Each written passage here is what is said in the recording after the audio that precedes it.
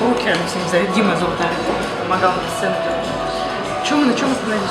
Кстати, в прошлый раз, когда тебе показалось, что зазвонил телефон, мы только начали про интернет, вот твое присутствие, допустим, в социальных сетях, что это тебе дает или что, как вообще? Мое присутствие? Я сейчас в одной только социальной сети, то есть я зарегистрирована в Одноклассниках, в моем мире, в Фейсбуке и в Твиттере. Ну реально я... и ВКонтакте. Но реально я живу, как бы посещаю ежедневно по несколько раз только Facebook.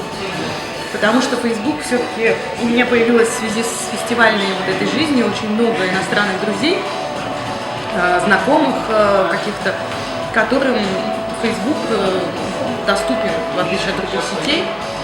И как-то вот там мы общаемся.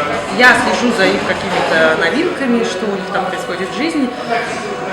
Вот. Но для меня социальные сети,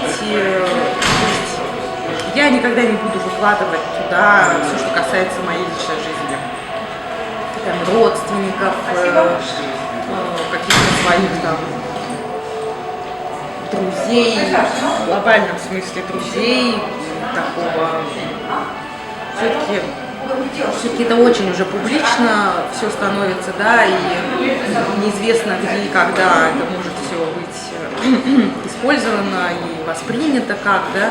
То есть все-таки есть какая-то сокровенная часть души, которую я не хочу, чтобы видели люди, которые просто называются там друзьями, да, в сетях.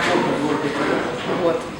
Поэтому для меня сеть это просто еще один способ как бы получения информации, удобно для работы, ну и каких-то приятных взаимоотношений с коллегами, с людьми, мало тебе знакомыми.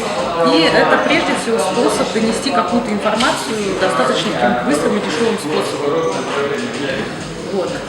Но еще мне также интересно, у меня есть несколько друзей вот, так, в Фейсбуке, которые, вот, я читаю Facebook, потому что они не просто выкладывают фотки, да, они, например, пишут свое мнение о каком-либо там статье или каком-то событии. Пишут очень вкусно, очень интересно, очень не банально. И я с удовольствием это читаю. И поэтому в Facebook захожу тоже как на средства массовой информации уже.